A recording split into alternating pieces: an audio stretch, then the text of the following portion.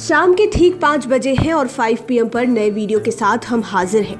आज 5 PM के 5 का तड़का में हम आपको यादव जाति के 5 नवनिर्वाचित MLC के बारे में बताने जा रहे हैं। लेकिन वीडियो शुरू करने से पहले हम चाहेंगे कि आप हमारे YouTube चैनल 5 PM को सब्सक्राइब कर लें, साथ ही Facebook पेज को भी लाइक करें।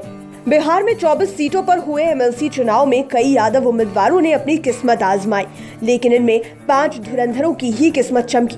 आप कह सकते हैं कि इस बार के रिजल्ट में तेजस्वी यादव को झटका ही लगा है। झटका यह नहीं कि उनके 3 बागी नेता जीत गए, बल्कि झटका यह लगा है कि उनके 9 यादव उम्मीदवार MLC चुनाव हार गए।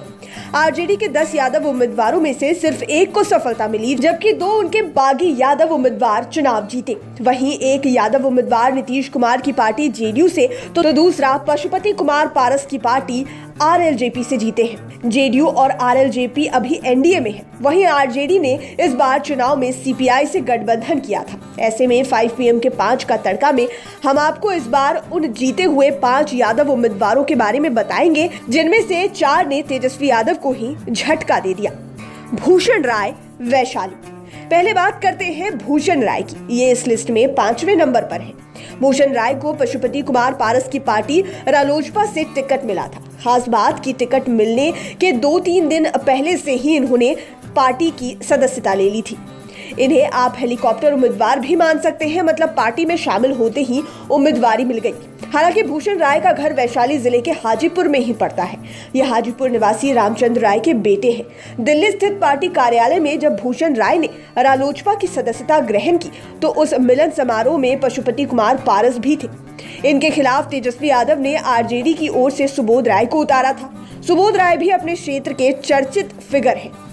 इनके लिए अघोषित रूप से लोजपा आर के अध्यक्ष चिराग पासवान ने भी समर्थन किया था। चूंकि चिराग भी चाहते थे कि उनके चाचा पशुपति पारस के उम्मीदवार किसी भी स्थिति में नहीं जीते, लेकिन पारस के उम्मीदवार भूषण राय ने जीत का परचम लहराकर एक साथ तेजस्वी यादव और चिराग पासवान दोनों को झटका दे दिया। जिस परिस्थिति में भूषण की जीत हुई वह काफी मायने रखती है। आपको बता दें कि यहाँ से सिटिंग MLC सुबोध राय ही थे, लेकिन इस बार पारस के उम्मीदवार ने उनका खेल बिगाड़ दिया। बाद में सुबोध राय ने स्थानीय विधायक मुकेश रोशन पर भीतरघात का आरोप लगाया। हालांकि उनके आरोप को पार्टी में गंभीरता से नहीं लिया गया। रीना यादव, नालंदा। मुख्यमंत्री नीतीश कुमार के गृह क्षेत्र नालंदा से इस बार फिर रीना यादव ने जीत दर्ज की। ये इस लिस्ट में 4थे नंबर पर है। रीना यादव जेडीयू की ओर से चुनाव लड़ रही थी और यहाँ की सिटिंग MLC थी। इन्होंने आरजेडी उम्मीदवार वीरन यादव को पराजित कर सीधे तेजस्वी यादव को झटका दिया। झटका इस मायने में कि इन्होंने आरजेडी उम्मीदवार को 3रे स्थान पर पहुंचा दिया। यहां से चिराग पासवान की पार्टी को 2रा स्थान मिला है। रीना यादव को 1505 वोट मिले, जबकि लोजपा रामविलास पार्टी के नरेश प्रसाद 718 वोट और आरजेडी के वीरन यादव को 563 वोट मिले। लगातार दूसरी बार MLC बनने वाली रीना देवी पटना कॉलेज पटना से साल 2013 में पोस्ट ग्रेजुएट की थी। हालांकि साल 2009 में ही ये राजनीति में आ गई थी। 2010 में इन्होंने हिलसा विधानसभा से लोजपा के टिकट पर चुनाव लड़ा था। इनके पति राजू यादव भी पॉलिटिक्स में ही है। दरअसल दोनों जब जेडीयू में आए तो पार्टी ने राजू यादव को ही 2015 में MLC चुनाव में लड़ने को कहा, लेकिन इनका नामांकन किसी कारण से रद्द हो गया। हालांकि इनकी पत्नी रीना यादव ने भी नामांकन कराया था, इसलिए जेडीयू ने बाद में इन्हें अपना उम्मीदवार घोषित कर दिया। इसमें इन्हें सफलता मिली थी। इस बार भी जेडीयू ने रीना पर भरोसा जताया और ये उस कसौटी पर खरी उतरी। कुमार नागेंद्र उर्फ रिंकू यादव, गया से MLC का चुनाव जीतने वाले कुमार नागेंद्र इस लिस्ट में 3रे स्थान पर है। ये इलाके में रिंकू यादव के नाम से फेमस है। रिंकू यादव ने किसी और को नहीं बल्कि जेडीयू की प्रभावशाली उम्मीदवार मनोरमा देवी को हराया है। एक समय था जब मनोरमा देवी के पति बिंदी यादव की तूती बोलती थी। हालांकि अब बिंदी यादव इस दुनिया में नहीं रहे। दरअसल गया, जहानाबाद, अरवल से इस जीत के माध्यम से तेजस्वी यादव ने नीतीश कुमार को बड़ा झटका दिया है। इस सीट से सफलता हासिल करने में आरजेडी को 18 साल लग गए। रिंकू यादव बेलागंज के आरजेडी विधायक डॉक्टर सुरेंद्र प्रसाद यादव के रिलेटिव हैं। ऐसे में सुरेंद्र यादव की भी प्रतिष्ठा दांव पर लगी हुई थी। खास बात कि दोनों में से किसी भी उम्मीदवार को यहां से जीत का भरोसा नहीं था, इसलिए दोनों में से कोई भी उम्मीदवार काउंटिंग हॉल में नहीं आए थे। काउंटिंग भी 17 राउंड तक चली। हालांकि पहले राउंड से ही आरजेडी को बढ़त मिल रही थी, लेकिन बढ़त इतनी भी अधिक नहीं थी कि उसे निर्णायक माना जाए। लेकिन जब आरजेडी की जीत की घोषणा हो गई तब रिंकू यादव काउंटिंग हॉल में पहुंचे, पदाधिकारियों से मिले और उन्हें जीत का सर्टिफिकेट मिल गया। अशोक यादव, नवादा से चुनाव जीतने वाले अशोक यादव इस लिस्ट में दूसरे नंबर पर हैं। ये नवादा की वर्तमान विधायक विभा देवी और पूर्व विधायक राजबल्लभ यादव के भतीजे हैं। इन्होंने यहां से जीतकर सीधे तेजस्वी यादव को तगड़ा झटका दिया। दरअसल अशोक यादव आरजेडी से बगावत करके चुनावी मैदान में उतरे थे और दिखा दिया कि इस इलाके में उनकी अपनी ताकत है। अशोक यादव की वजह से आरजेडी के अधिकृत उम्मीदवार श्रवण कुशवाहा को हार का मुंह देखना पड़ा। अशोक यादव के बागी मूड को भांपते हुए आरजेडी ने इन्हें खूब मनाया था, इन्हें अपने पक्ष में करने के लिए हर संभव कोशिश की, लेकिन अशोक यादव पर पार्टी की ओर से मान मनोबल का कोई भी प्रभाव नहीं पड़ा।